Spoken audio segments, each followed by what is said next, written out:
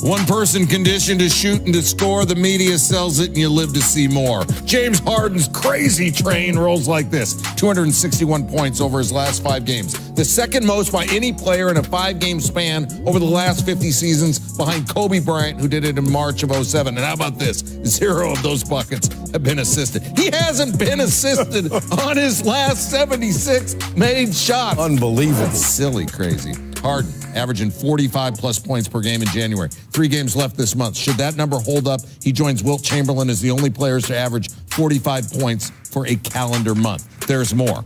On the season, he's averaging just over 36 points. That would be the 7th highest in NBA history. Only Chamberlain and Michael Jordan put up more for a season. To beat Jordan's best average, Harden needs to average 38.1 the rest of the way. And to beat Wilt's best average and set the NBA record, he needs to average more than 68 points per game the rest of the way. That's not happening. Who got next? Oh, how about this matchup, Stan? The Rockets, they're at home, but they got the Raptors. Kawhi Leonard, he's done resting from what we heard. The maintenance complete. Yeah. He'll be D'ing up Harden on that one. How's that going to work? Well, you know what? We got to go to Second Spectrum to check that out. And don't miss that game Friday. Harden. Could it end his streak Friday against the Raptors? I mean, he's gotten 30 in every game since the Millard-Fillmore administration. But against Leonard, he's had Harden's number over the last 4 seasons, including the playoffs. Harden shot 29% when Leonard is the closest defender. That's since the 15-16 season, his lowest against a single defender over that span. Harden has been one of the best players at driving this season, blowing by his defender 35% of the time, the highest percentage in the NBA. Leonard has struggled to stay in front of his man compared to years past. He's been blown by on drives over 26% of the time this season, his worst in any season. He's played at least 10 games over the last 5 years. ESPN Friday. Oh, man, we're fired up for that one. Raptors rank 8th in defensive efficiency this season, so it might be more difficult for Harden than it was against the Knicks, who ranked 29th, the Knicks. After Toronto, the Rockets' next 3 opponents all rank outside the top 10, but then they face the Jazz, who check in at 4th. All right, we get plenty of bad news. We get claims of fake news. Neil, who's ready for some good news? I'm ready. All right. February of last year, Kevin Durant pledged $10 million to start construction on the Durant Center in Suitland, Maryland, where he grew up. It's a facility with resources to help students from underserved communities to graduate from college. Wednesday night, before the Warriors took on the Wizards in D.C., Durant was there for the grand opening. The first class is all set. 69 kids will participate in a comprehensive program to help them succeed academically. Meanwhile, on the court, Durant and company adjusting to playing with DeMarcus Cousins. That seems to be going very well. They won all 3 games since Cousins joined them. Steve Kerr still can't believe his good fortune. When he gets down there, it's pretty tough to stop him. And he had a couple of plays in the game where he sealed his guy and we threw the ball over the top. And nothing anybody could do. So it's amazing that he's on our team, really.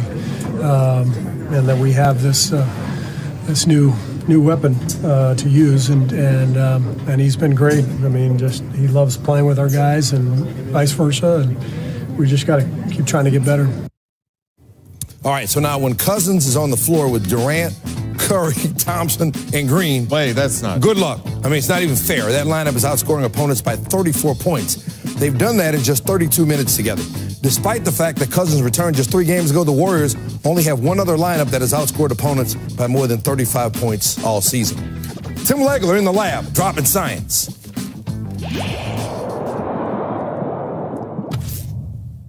For months, I was talking about what was going to be different when Boogie Cousins joined the Golden State Warriors. It was all hypothetical because we didn't really see it. Now, there's tangible evidence what this guy is going to mean to their offense, already potent.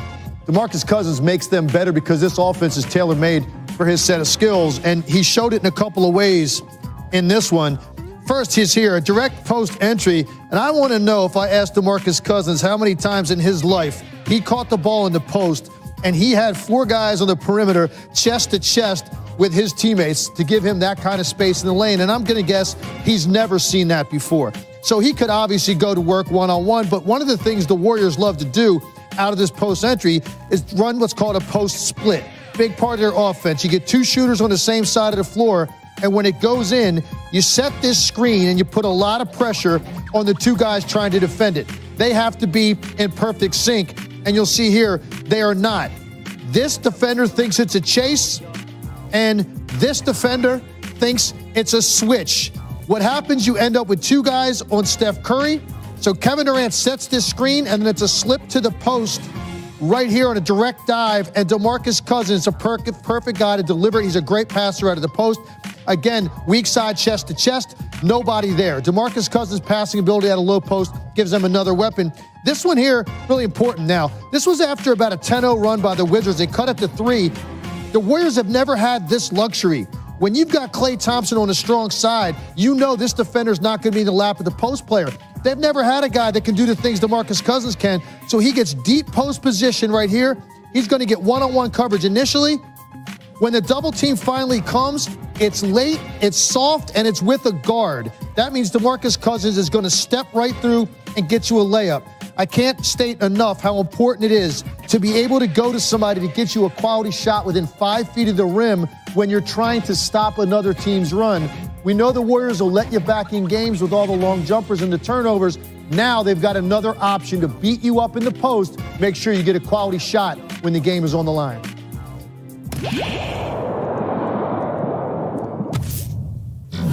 DeMarcus Cousins has been an NBA All-Star, and the All-Star starters were announced on Thursday.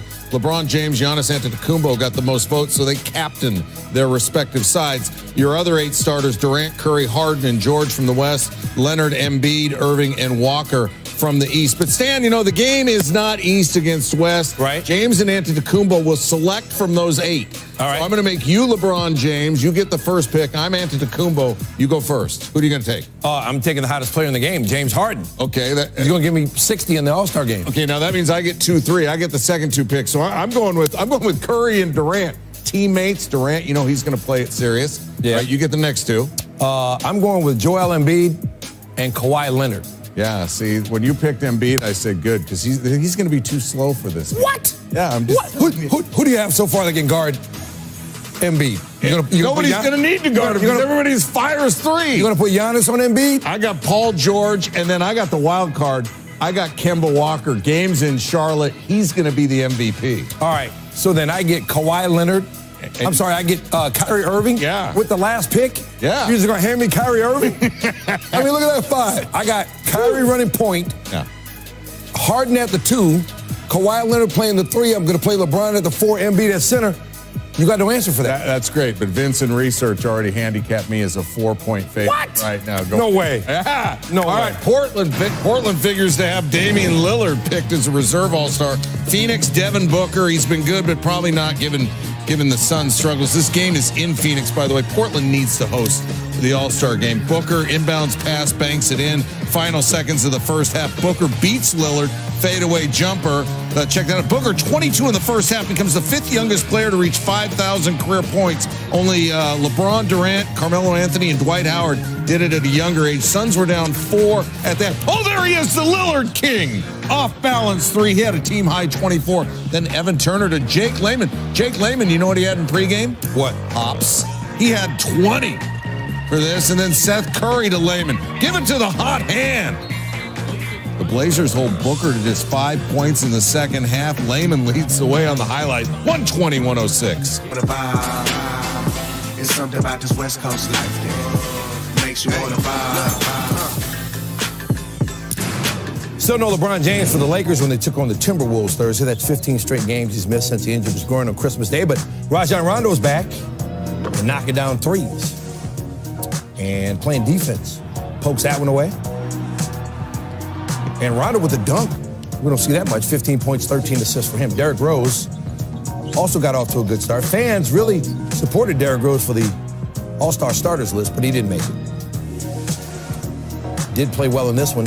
Didn't play in the second half with an ankle injury, so his time was limited. Had 6 points before he left. Fourth quarter, Timberwolves up 12. Andrew Wiggins. No, and then yes, in a big way. Hey, persistence pays. 23 points, 8 boards for Wiggins. Karl Anthony Towns, he had 27, including those 2 emphatically. Also at 12 boards. Timberwolves win at 120-105. Sunday at home against the Suns. Next up for the Lakers and maybe LeBron James. Back to college basketball. America's team On the road at Santa Clara, that's 4th-ranked Gonzaga, Rui Hachimura, as the Zags looking to extend their conference road streak win to 26 straight. Hachimura to Brandon Clark. I mean, it got out of control early. Josh Perkins making it look easy. Hachimura gets the lob pass, high percentage. Let's clap. You're happy and you know it. Clap your hands. Hachimura had 16. I mean, look, it was 53-17 in the half. 36-point lead. Woo! What do? You got to play them. Perkins to Clark. Perkins 18-8 assists. Gonzaga 98-39 ties the largest margin of victory in the conference in the past 10 years.